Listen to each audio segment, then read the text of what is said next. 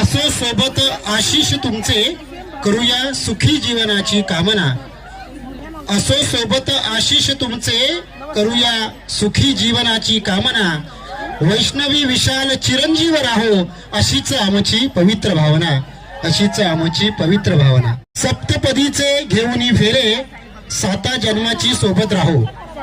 सप्तपदीचे घेऊनी फेरे, साता जन्माची सोबत राहो।